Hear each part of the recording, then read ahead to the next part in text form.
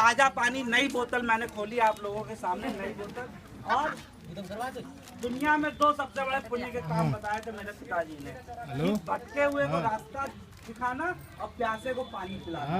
ये 2 बड़े पुण्य के काम होते हैं। थोड़ा पुण्य हमें भी अपने गांव में आके कमा लेने दीजिए भैया। अरे बड़ा ही चाहिए, बड़ा ही। एक मैं बताता हूँ, फिर मैं एक पुलिस लाइन में हो रहा है भैया लो, एक दिनेश है, दिनेश पुलिस लाइन में, दिनेश है, दिनेश पुलिस लाइन में, और कोई और मेन एयर में नहीं है।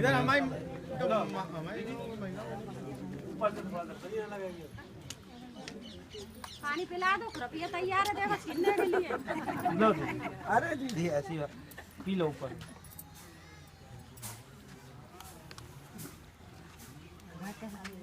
और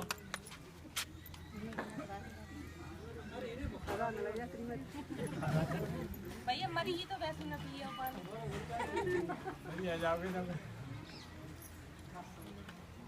ये पानी भैया शुद्ध पानी था, हमने पिया, सबने पिया, ठीक है। अब ये मेरे पास एक पैर की एक मक्खी है। ये मक्खी का एक पैर इतना लंबा ना सही, मोटा तो लगभग इतना होता होगा। क्यों दीदी? लंबा, इतना लंबा पैर तो मक्खी का होता नहीं होगा, मोटा इतना जरूर होता होगा, मोटा इतना होगा। अब ये मेरे पास एक पैर की मक्खी है, सिर्फ एक पैर की, और ये मक्खी उड़ रही है, और उड़ते हुए इसको अपना सबसे मन पसंदीदा भोजन ये मिल गया, और ये आई और इस पे आके यहाँ बैठ गई, और बैठी और 1 मिलीग्राम टट्टी लेकर आई और इस पानी में और उड़ गई। इसमें टट्टी दिख रही है क्या किसी को? नहीं दीदी, टट्टी दिख रही है? कोई बदबू तो नहीं आ रही इसमें से? भैया बेटा वो दिख रही है टट्टी इसके अंदर? पिएगा आप कोई? भैया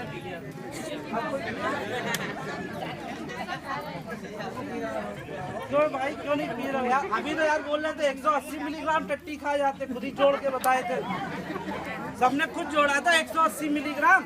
इसमें तो 1 मिलीग्राम टट्टी है, तो 1 मिलीग्राम टट्टी पीने में क्या दिक्कत है? मुझे लगा लड़का पीले आ रहा है। बिल्कुल भैया ने बिल्कुल आपने सही कहा। क्या नाम है आपका? विजय सिंह के लिए जोरदार तालियां। बिल्कुल इन्होंने सही कहा, और सबका भी जवाब यही होगा कि आंखों देखा कोई नहीं कर सकता, आंखों से देखा होगा। अभी तक, आज तक अगर किसी को, आप लोगों को, हमें नहीं मालूम था कि हम जाने अनजाने में गू खा रहे हैं, जाने अनजाने में गू खा रहे हैं, तो इसको दोस्तों आज से बंद करना पड़ेगा।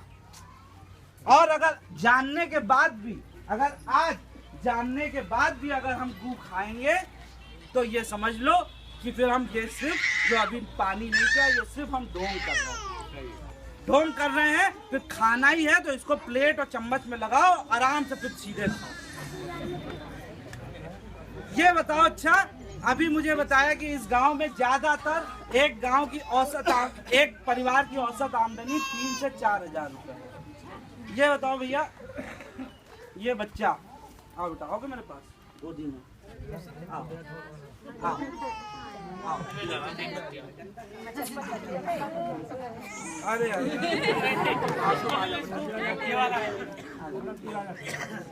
ये बच्चा भैया इसी गांव का है?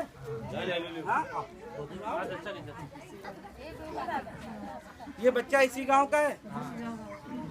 इसके घर में इसकी माँ ने या इसके परिवार ने जब इसको दुनिया में लाया होगा, तो क्या सोच के लाया होगा कि ये बच्चा आगे बढ़ के हमारी गरीबी को दूर करेगा, हमारे बुढ़ापे का सहारा बनेगा, हमारे वंश का नाम रोशन करेगा। मैं इतनी देर से देख रहा हूँ, इसमें से कई मक्खियाँ उड़ के आई और मेरे होंठों पे भी बैठ के गई। मैं भी इस गांव में आया तो किसी का गू खा के जा रहा हूँ, मुझे नहीं पता किसका खा के जा रहा हूँ, हकीकत है। और यही मक्खियाँ उड़ उड़ के यहाँ पर बच्चों के मुंह पे आके बैठ रही हैं, यही मक्खियाँ।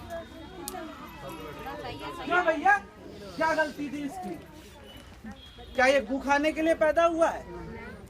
क्या ये किसी की, भगवान ना करे, अभी जैसा कि बताया यहाँ पर अक्सर डायरिया, मलेरिया, पेचिस, बुखार इस तरह की बीमारियां सबसे ज्यादा होती हैं और ये बीमारी सब यहीं से आती है, सब यहीं से आती है।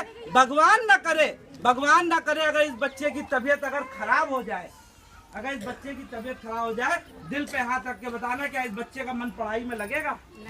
क्या इसके माँ बाप ने जो इसके लिए सोचा है, क्या उसका? दोस्तों, हिंदुस्तान के अंदर हर साल 4 लाख बच्चे डायरिया से मर जाते हैं। अभी तुम्हारे गांव के बाहर हाईवे पे कोई बच्चा ट्रक के नीचे आके मर जाए तो पूरा का पूरा ट्रक फूंक दोगे, सड़क जाम कर दोगे, सब कर दोगे। मगर जो 4 लाख बच्चे डायरिया से जो पर डे जो हर साल मरते हैं, मुझे आए हुए इस गांव में लगभग आधा घंटा हो गया। इस आधे घंटे में हिंदुस्तान के अंदर कम से कम 15-20 बच्चे आज निपट गए होंगे। किससे? भगवान न करे इस तरह की विपत्ति इस गांव में आए और यहाँ का कोई बच्चा बीमार पड़े और डायरिया की चपेट में आए। वरना बच्चों के लिए देखे गए हर एक वो माँ, जितनी माएँ यहाँ पर बैठी हैं इन बच्चों की, और इन्होंने अपने बच्चों के लिए जो सपने देखे हैं वो सपने टूटते देर नहीं लगेगी। जो इन बच्चों के लिए सोचा है आप लोगों ने कि ये गरीबी दूर करेंगे, अरे यार सोचो, हम तो पैदा ही कर्जे में हुए थे और एक दिन कर्जे में ही मर के ऊपर चले जाएंगे। मगर अपने इन बच्चों को हम जो सौंप के जा रहे हैं, जो आगे की दुनिया दे के जा रहे हैं, वो तो कम से कम एक ऐसा भविष्य इनको दे के जाए कि ये हमें याद रखें कि मेरे माँ बाप ने, मेरी माँ ने मेरे लिए ये किया। बच्चे का कर्म नहीं है गू खाना। अभी यहाँ पर जो बताया कि यहाँ पर 200-250 रुपए मजदूरी मिलती है। अब आप बताओ, वो ऐसा परिवार जब घर शाम को कमा के पहुंचा और पता चला बच्चा बीमार है, लेके उसको अपनी गोद में डॉक्टर की तरफ भाग रहा है और डॉक्टर के पास जाके बोला, भैया बच्चा बीमार है, देखो मेरा, आंखों में आंसू भरे हुए। और उसके बाद डॉक्टर कहता है, लो 500 रुपए का पर्चा बनाया, उसके बाद 1000 रुपए की दवाई लिखी, 500 रुपए टेस्ट के लिख दिए। अब आदमी तो कमा के लाया 250 रुपए, आंखों में आंसू अलग, माँ अलग रो रही, क्या करेगा भैया? गुल्लक फोड़ेगा, घर में जो पैसा बचा के कुछ रखा होगा तोड़ेगा, निकालेगा, डॉक्टर को देगा। न कम पड़ गया तो पड़ोसी के पास जाएगा, भैया कर्जा दे दो।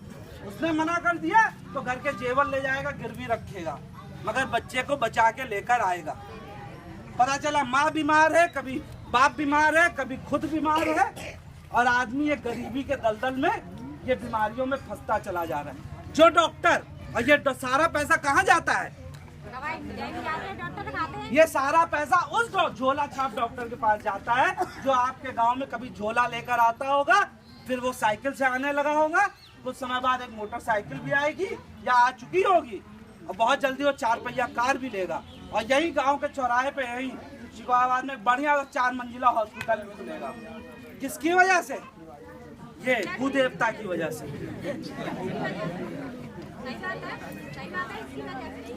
भैया मैं भी हिंदू धर्म से ही हूँ। ये बताओ, इस घू को अभी तो पता चला इंसान खाता है, और कोई भी खाता है क्या? सुअर खाते हैं, कुत्ता खा लेता है, माता ही बता रही, इधर गाय बता रही, माता जी बताओ, गाय बता, गाय भी खा लेती है। गाय कहाँ खाती है यार? अच्छा एक बात बताइए आप लोग, एक बात बताइए, गाय को हिंदू धर्म में मुझे ये बताया गया है कि गाय को माता का, माँ का दर्जा दिया गया है। क्या वो सच बोलते हैं? उसमें ऐसा भी लिखा गया हमारे शास्त्रों में कि गाय के अंदर 33 करोड़ देवी देवता विराजते हैं। क्या ये सही बात है? कहा तो साल आए दीदी हमारी बताया, क्या गाय में 33 करोड़ देवी देवता होते हैं क्या? मैं एक गांव में गया था, वहाँ मुझे बताया कि घर की जो पहली रोटी निकलती है उसको वो निकाल के गाय को अर्पित करते हो, सोचते हैं सारे देवी देवताओं को भोग लग जाए। क्या सही सोचते हैं? तो भैया ये बताओ, जब उसी माँ स्वरूपणी गाय को तुम अपना गू खिला रहे हो, तो अपने देवी देवताओं को क्या खिला रहे हो? और तो फिर क्यों अपने आप को हिंदू बोलते हो भाई?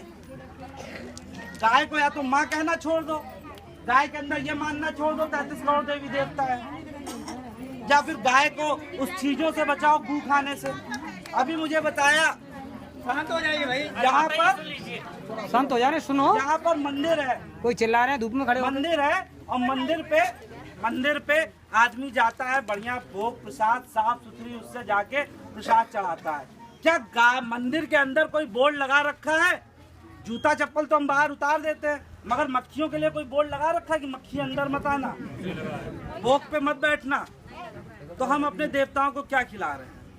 तो ये धर्म का, मैं तो यही कहूंगा, या तो इसको बंद करो या फिर धर्म का ढकोसला करना छोड़ दो। भोग चढ़ाया है, मखरिया बैठे खाएगा तो देवी देवता को मानना छोड़ दो ना। फिर हमारे शास्त्रों में तो नहीं लिखा है कहीं पर। अच्छा, सबसे एक अहम मुद्दा मैं यहाँ पर देख रहा हूँ, हमारी दीदी, हमारी माताएं बहनें यहाँ पर हैं। ये इतना इन्होंने घूंघट कर रखा है, क्यों कर रखा है? चीज बहुत नहीं, घूंघट कर रखा है। क्या घूंघट? बड़े बूढ़े बैठे हैं, बिल्कुल आपने सही कहा। सम्मान की वजह से किया, सम्मान, सुन लीजिए, बड़ों के सम्मान की वजह से इन्होंने, हमारी दीदी लोगों ने घूंघट कर रखा है। अच्छा, शादी यहाँ पर होती है, गरीब से गरीब घर की शादी अगर होती होगी तो लगभग कितना रुपए खर्च हो जाता होगा? लड़के की शादी करते होंगे लगभग, लड़का लड़की सीधी कम से कम 1 लाख रुपए तो मान के ही चलो। ज्यादा जिसका जितना हैसियत वैसा वो उतना उसमें कम है ही ना, हाँ ये कहते कम है ही ना, कितना गरीब हो। नहीं चलो। अच्छा, जब शादी करते हैं तो उसमें दावत, बढ़िया दावत करते होंगे, दारू वारू भी चलवा देते होंगे। नहीं, अब जिसके पास पैसा वो दारू भी चलवा देता होगा। गाँव में चलो, अच्छा दारू नहीं चलती है, डीजे बैंड बाजा और ढोल नगाड़े तो आते हैं, नाच गाना होता है, पूरे गांव की बारात 4-5 बोलेरो गाड़ियां भर के बाराती जाते होंगे बसों से, बहू को पूरे हाथ से बिल्कुल लेकर आते होंगे। उसका एक रस्म होती है, मुंह दिखाई की रस्म। मुंह दिखाते हैं, उसमें जो है आदमी की जैसी अपनी हैसियत उस हिसाब से उसको कोई ना कोई गिफ्ट देते हैं, या फिर कहीं पर कोई सोने का जेवर या चांदी का जेवर या पैसा होता है ना। वो लड़की किसी की घर की बहन होगी, किसी के घर की बेटी होगी। उसी लड़की को जब वो गांव के अंदर आई और फिर मुंह दिखाई के बाद हम उसको लोटा पकड़ा के कहाँ भेज देते हैं? बाहर। और शरीर का वो अंग जो किसी को नहीं देखना चाहिए, उसके पति के अलावा उसे पूरा जमाना देखता है। उसके लिए कोई गिफ्ट मिलता है क्या? ये सोचने की बात है, ये हंसने की बात नहीं है दोस्तों। अभी ये भैया अगर बैठे हैं, ये बैठे हैं हमारे, या ये भैया बैठे हैं, इनको मालूम है, यहाँ से निकले इनको मालूम है फलाने की बहू बैठी है, फलाने की बिटिया बैठी है, ये अपना मुंह इधर करके निकल जाएंगे। मगर मैं या गांव में आया कोई बाहरी आदमी, उससे भी ये उम्मीद करोगे? हाँ, चला नहीं जाएगा। वो तिरछी नजरें करते हो तुम्हारी बहन बेटी को देख के जाएगा। और कोई मेरे जैसा कोई आदमी या कोई बाहर से कोई मनचला बदमाश आदमी तुम्हारे गांव में आ जाए और तुम्हारे घर की किसी बहन बेटी बहू को ऐसे हाथ पकड़ ले उसका और खींच ले, तो क्या करोगे उसके साथ? मार डालेंगे। खून खौला, ये खून, माफ करना दोस्तों, ये खून उस समय क्यों नहीं खौलता है जब घर की कोई बहू बेटी वहां पर बैठी होती है? बिल्कुल सही कहा इसने कि उसकी बिल्कुल आंखें नोच लोगे तुम, गर्दन काटोगे उसकी, बस चले तो उल्टा टांग के उल्टा लटका दोगे। मगर हमारी कानून व्यवस्था हमें रोकती तो शायद वो ना कर पाओगे। मगर ये खून खोल गया। ये खून उस वक्त क्यों नहीं खोला जब मेरी किसी बहन या मेरी किसी बेटी को किसी ने तिरछी नजरों से देखा? वो क्यों जाने को मजबूर है? अरे मर्द जात की आंख से शर्म का पर्दा गिर चुका है। आदमी एक बार अगर हगने के लिए बैठ गया तो बैठ गया, बीड़ी जलाते हुए पूरी की पूरी ट्रेन गिन डालेगा, मगर उठ के खड़ा नहीं होगा। मगर जरा उन बहू बेटियों के बारे में सोचो, उन दीदियों के बारे में सोचो जो तुम्हारी लाज, तुम्हारी झूठी शान, तुम्हारी झूठी इज्जत की खातिर सूरज के ढलने का इंतजार करती हैं। और सूरज के उगने से पहले सोचती हैं कि चले जाएं, तुम्हारी झूठी शान की खातिर। और अगर उसी दौरान वो बैठी हुई है, दूर से आती हुई कोई मोटरसाइकिल की रोशनी जब चेहरे पे पड़ती है तो उठ के खड़ी हो जाती है, फिर बैठ जाती है, फिर उठ जाती है। क्यों भाई? ये पेट में गू को दबाना और उठक बैठक करना क्या क्या अपराध है उनका? क्या क्या किस लिए? जब शादी के समय में पति 7 फेरे लेता है और 5वां फेरा लेते वक्त कसम खाते हो अग्नि को साक्षी मान के कि मरते दम तक अपनी पत्नी के प्राणों की, अपने पत्नी की इज्जत की रक्षा करूंगा, उस समय वो कसम कहाँ चली जाती है? उस समय वो वेदना, वो कष्ट, वो दर्द क्यों नहीं महसूस होता है? कभी पूछा है? अभी ये इतनी बड़ी बड़ी मूछें होती है आदमियों की, ये शान, महिलाओं को घर की शान हम कहते हैं, हमारे घर की इज्जत है ये, हमारे घर की इज्जत, कोई हाथ नहीं लगा सकता इसको। ये इतने बड़े बड़े मोबाइल आजकल चल गए हैं, ये हर आदमी की जेब में इतना बड़ा मोबाइल नजर आ जाएगा और इसमें ये कैमरा लगा होता है ये, और जब ये कैमरा ऑन हो जाता है ना तो ये आवाज नहीं करता है कि मैं चालू हूं। अब भगवान ना करे किसी के घर की बहन या बेटी की कोई इज्जत इसके अंदर कैद हो जाए। और आजकल इंटरनेट में ऐसी ऐसी वेबसाइट चली हैं, यूट्यूब, फेसबुक, व्हाट्सएप, और कहीं उस पर पड़ जाए तो उस घर की बहन बेटी की इज्जत वहाँ का डीएम या वहाँ का कलेक्टर, एसपी या आपका वीडियो कोई ला सकता है क्या वापस? नहीं ला सकता। जरा आंखों में डाल के देखो, आंखों में आंखें डाल के देखो, जो तुम्हारे गांव की जो बहनें बैठी हुई हैं, आंखों में आंसू हैं उनके। इस वेदना को, इस पीड़ा को समझ के देखो और इस दर्द को महसूस करने की कोशिश करो। अरे भाई, एक बार को हमारे घर की जो माएँ हैं, हमारे घर की जो बहुएं हैं, वो तो एक बार साड़ी पहनती हैं, वो एक बार ऐसी स्थिति में अपनी इज्जत को बचा भी ले जाएंगी। जरा कल्पना करो, जो मेरी बहनें हैं, जो मेरी बेटी, आपकी बेटी, मेरी बेटी हैं, जो आजकल फैशन चला है सलवार सूट का, ऐसी स्थिति में वो अपनी इज्जत को कैसे बचाती होंगी? जरा सोच के देख लेना कभी इस बात को। ज्यादा आज इसके बारे में नहीं बोलूंगा मैं। ये इंसान, भगवान ने हमें क्या बना के भेजा था? इंसान। ऊपर से जब उसने बना के नीचे देखता होगा ना तो उसे भी शर्म आती होगी कि हमने बना के भेजा था इंसान और नीचे आके क्या बन गए? जानवर, कीड़े मकोड़े। अभी मुझे बताया सबसे गंदा जानवर, जहां तक मैं सुनता हूँ, सबसे गंदा जानवर क्या होता है भैया? सुअर। यही होता है ना, सुअर को सबसे गंदा जानवर कहते हैं। तो इंसान, सुअर का तो कर्म ही भगवान ने बनाया था कि वो नीचे आए और गू खाए, बनाए गू खाने के लिए। मगर इंसान को क्या यार सोच के बनाया था कि वो गू खाएगा? तो भैया इंसान और सुअर में क्या अंतर रहा? नहीं, फर्क है। इंसान सुअर गांव में ढूंढ के टट्टी खाएगा, ये पड़ी है, वो पड़ी है, और इंसान घर में बैठ के टट्टी मंगा के खा रहा है, फ्री होम डिलीवरी, ले आओ। सुअर को कमरे के अंदर बंद कर देना, वो कभी अपनी टट्टी नहीं खाएगा, मर जाएगा मगर अपनी टट्टी नहीं खाएगा। मगर इंसान अपनी भी खा रहा है और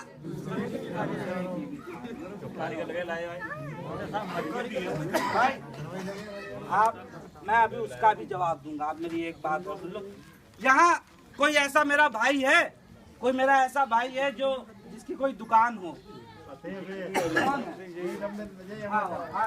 नाम है? उदय के लिए जोरदार तालियां हो जाए भाई सब। उदय भाई, चाय की दुकान है आपकी? परचून की दुकान है? जो कहाँ, ये गाँव के अंदर? अच्छा, खुद ही खोलते हो दुकान को?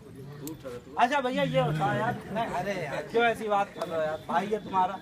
अच्छा ये बताओ, जब दुकान को खोलते हो तो सबसे पहले क्या करते हो? सुबह पूजा पाठ करते हो, दुकान की सफाई करते हो, फिर पूजा पाठ करते हो। पूजा पाठ में क्या करते हो? 2 अगरबत्ती जलाते हो। अच्छा, गल्ले की भी पूजा करते होगे। और जब पहली बोनी होती होगी, कोई कस्टमर आता होगा तो क्या करते हो? पैसे मतलब उसको मतलब मानते होगे। अच्छा, ये सब करते क्यों? क्या जरूरत क्या है? चलो बोनी नहीं मानते हो, अगरबत्ती दिखाते हो। नहीं, एक सेकंड भैया, बात कर लेते हैं। अगरबत्ती अगर दिखाते हो तो क्यों ऐसा करना, क्या कारण क्या है? धंधे की बरकत। भैया ने बताया धंधे की बरकत हो, वो ऐसा इसलिए करते हैं कि धंधे की बरकत हो और ऐसे ही। और अच्छा भैया, ये इनका धंधा, ये इनका रोजगार है, ये अपना वहाँ पे काम करते हैं। अभी यहाँ पर बताया 10% लोग किसान हैं। किसान नहीं है हमारे किसान, ये देखो सब फसल ही फसल खड़ी हुई है, ठीक है। किसान, ये खेत आपकी माँ के बराबर है। माँ मानते हैं यहाँ पे खेत को? हाँ, धरती माँ है। किसान यहाँ पे, यहाँ नहीं, हम पूरे फिरोजाबाद या पूरी हिंदुस्तान की बात करते हैं। हम क्या करते हैं, गए और जाके पूजा पाठ तो छोड़ो, 250 ग्राम भोग लगा के चले आए, जल भी चढ़ा दिया और साथ में जल भी चढ़ा दिया। है तो कहाँ से होगी बरकत? छोटा छोटा एक मोची भी होता है जो अपनी दुकान लगाता है, तो दुकान को जिसपे वो कील रख के ठोकता है उसको ऐसे सर से लगाता है, माथे से, ताकि बरकत हो। तो कहाँ से किसान की बरकत होगी, हमें ये बताओ। जब उसी माँ को, जिस धरती माँ को, जो किसान जो जमीन अपना सीना चीर के तुम्हें अन्न पैदा कर रही, अन्न खिला रही है, हमें क्या पूरे हिंदुस्तान को खिला रही है। अच्छा, एक आखिरी चीज, यहाँ मेरा कोई भाई ऐसा है जिसके घर में शौचालय है और पूरा घर शौचालय का इस्तेमाल करता है? कोई एक भाई ऐसा है? मैं आ जाऊं? कौन? चलो मैं आप हैं, आइए भाई, बहुत बहुत स्वागत है आपका, ताली बजाइए इनके लिए। श्याम जी, आपका शौचालय बना हुआ है, आपका पूरा परिवार शौचालय का इस्तेमाल करता है? अच्छा, श्याम सिंह से आज मैं पहली बार मिला हूँ, आपसे पहली बार मुलाकात हुई है। हाँ, अच्छा, एक चीज मैं इनके बारे में समझ गया, ये श्याम जी, ये दोनों गांव जो हैं, दोनों गांव के सबसे कंजूस आदमी हैं। पूछो कैसे? पूछो। ये देखिए श्याम जी, बुरा मत मानिएगा मेरी बात को, पहले तो बच्चों का बुरा मानेंगे। ये अपना और अपने पूरे परिवार का गू गड्ढे के अंदर दबा के रख देते हैं, मगर मजबूर हैं पूरे गांव का गू खाने के लिए, जो मक्खियों से इनके घरों तक आ रहा है, मजबूर हैं ये। जो श्याम सिंह जी, अपने घर के बाहर एक बोर्ड आपने लगा रखा है क्या कि ये मक्खी देवता मेरे घर पे मत आना? अच्छा, उसमें शायद बोर्ड में फिर ये लिखवा दिया होगा कि मक्खी देवता अगर आना तो अपने हाथ पैर धुल के आना, ऐसा भी। कहने का मतलब दोस्तों सिर्फ इतनी सी बात है, गांव का अगर एक भी आदमी अगर खुले में हगेगा तो उसका गू का प्रसाद पूरे गांव में बटेगा। अब फैसला प्लीज श्याम सिंह जी, अब दोस्तों ये फैसला यहाँ पर ये हमें करना है कि इसको बदस्तूर ऐसे ही खाते रहना है कि इसको बंद करना है। सब लोग बोलिए एक साथ, बंद करना है कि नहीं करना है? बंद करना चाहते हो कि नहीं? कैसे बंद होगा? आ गई ट्रेन, ट्रेन स्टेशन पे रुक गई, शौचालय बनवाओ। दादा बुरा मत मानना, मैंने आपसे कहा था यहाँ मेरी टीम और इसमें से किसी की इतनी औकात नहीं है कि हम किसी को शौचालय दे सकते। मगर एक चीज मैं आपको बता दूं, शौचालय सिर्फ दिल में बनता है बाद में। शौचालय से भी पहले, मैं मानता हूँ यहाँ पर लोगों की आमदनी इतनी अच्छी नहीं है, मुझे वहाँ पे लोगों ने बताया, मैं मानता हूँ इस चीज को, मैं ये नहीं कह रहा, मैं यहाँ पे आपका मजाक उड़ाने नहीं आया था। मैं ये मानता हूँ कि यहाँ पर आर्थिक स्थिति लोगों की अच्छी नहीं है, लोग जूझ रहे हैं बीमारियों से, परेशानियों से और भी तमाम चीजों से। मगर इस गू को अगर दोस्त तुम्हारा गू खाना और खिलाना दीदी आपका आज से बंद हो सकता है, अगर आप चालो। आज से बंद हो जाएगा, आज अभी से बंद हो जाएगा। अगर एक जानवर एक ऐसा है जो अपनी टट्टी करने के बाद उसमें मिट्टी डाल के ढक देता है। कौन सा जानवर? बिल्ली। तो क्या हम बिल्ली से भी गए गुजरे हैं? नहीं, बिल्ली से भी ज्यादा बेकार आदमी है। अरे भैया, हाथ में एक बोतल और एक हाथ में एक खुरपी ले जाकर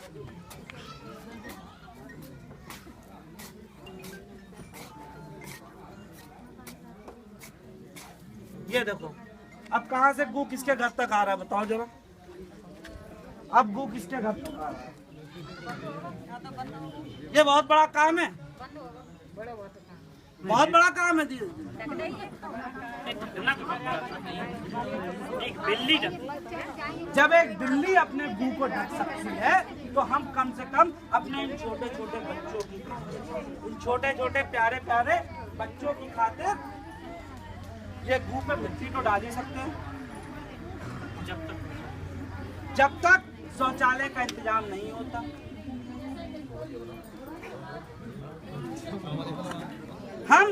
हम दोस्तों, हम इतने बड़े कलंक से घिरे हुए हैं, खुले में हगने के इतने बड़े कलंक से घिरे हुए हैं। आज फिरोजाबाद के 75 गांवों ने खुले में पड़े गू से मुक्ति पा ली है।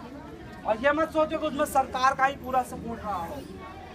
आप लोगों ने खुद, गांव के लोगों ने खुद अपना मदद करी, अपनी मदद खुद करी है। तब प्रशासन ने कुछ समझा है। जब तक आप नहीं चेतोगे दुनिया नहीं चेतने वाली। इसको बंद करने के लिए कल सुबह 5 बजे मैं और मेरी पूरी टीम आपके गांव में आएगी। मेरे वो कौन कौन से ऐसे भाई हैं जो हाथों में ऐसे कलाई सूत्र रक्षाबंधन का ऐसे बंधवाते हैं और अपनी बहन की इज्जत की रक्षा की कसम खाते हैं। वो कौन कौन भाई हैं जो सुबह 5 बजे मुझे मिलेंगे और मिल के लोगों को खुले में जाने से रोकेंगे, उनसे कहेंगे अगर जा रहे हो तो भैया अपनी टट्टी पे मिट्टी डाल के आओ। कौन कौन मेरे भाई है? हाथ खड़ा कर,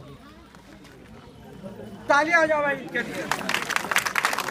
इनके नाम लिखो मेरे भाइयों के। अच्छा, जो ऐसे हैं, जो मेरे ऐसे कौन कौन सी ऐसी माएँ हैं, मेरी ऐसी जो यहाँ ऐसी कौन कौन सी माएँ हैं जो सुबह 5 बजे हमें यहाँ पर मिलेंगी अपने उन छोटे छोटे बच्चों के कारण, जो बच्चों के लिए जिन्होंने कसम खाई है कि अब उन्हें गू खाने नहीं देंगे। मेरी कौन कौन सी माएँ हैं? हाँ, तालियां हो जाएगी इनके लिए भाई। इनके नाम लिखो, इनके नाम लिखो। मेरे ऐसे अपना नाम